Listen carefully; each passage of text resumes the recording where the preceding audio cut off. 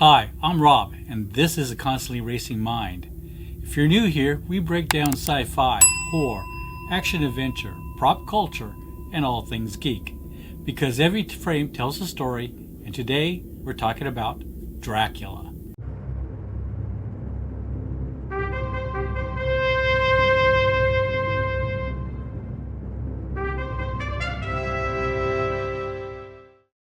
Not just Dracula, but why we keep remaking him, why this version exists now, and what Luc Besson's 2025 take is actually saying beneath the gothic imagery, the romance, and the blood.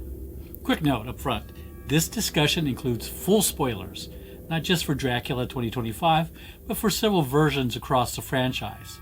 Spoilers for this film have been circulating for a while, so I want to talk openly about what this story is doing, not just dance around it.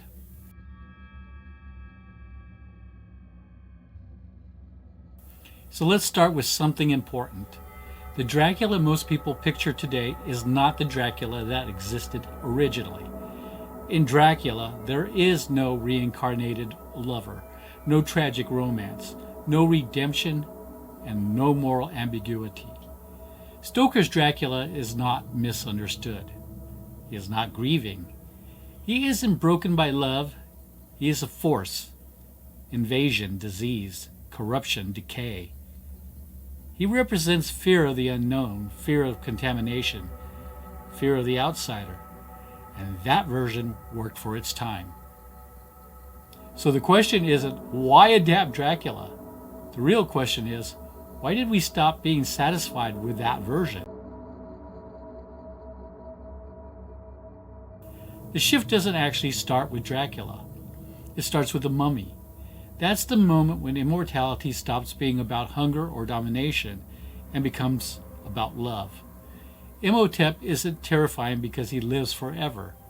He's tragic because he cannot let go. His crime isn't conquest, it's devotion. Now that idea that eternal life is fueled by love rather than by appetite becomes one of the most influential narrative pivots in horror cinema. And once that door opens, Dracula can't go back to being just a monster.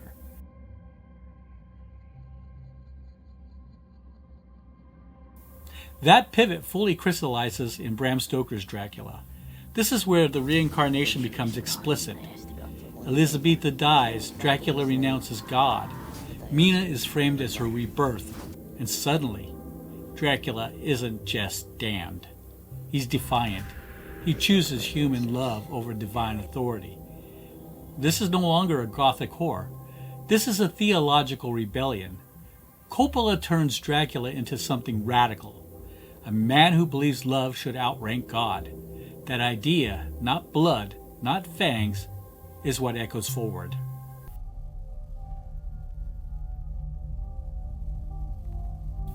This is not a neutral adaptation. This is a Luc Besson film, written and directed by him. Besson's work consistently centers on outsiders, emotional absolutism, and characters who choose feeling over systems. Subtlety has never been the point. So this Dracula version was never going to be restrained, clinical, or purely horrific. It was always going to be romantic, operatic, and emotional maximalist. This is important because it reframes what we're watching. This film isn't asking, is Dracula evil? It's asking, what does it cost to love something more than the world allows?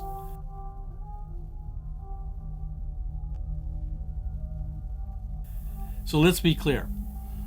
Elisabeta and her reincarnation does not exist in the novel. This is a cinematic inheritance.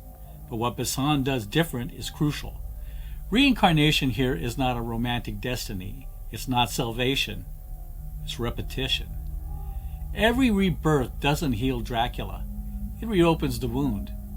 Love doesn't free him. It tempts him to repeat the same defiance. Immortality becomes a loop, not a gift. And that's where this film very quietly becomes one of the bleakest Dracula stories ever told.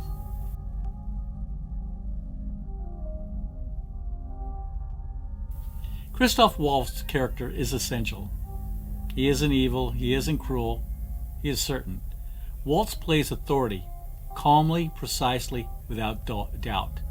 This priest doesn't hate Dracula. He believes in order, and that's where the real conflict of the film. Dracula sins out of love. The priest sins out of certainty. This isn't good versus evil. It's emotion versus institution.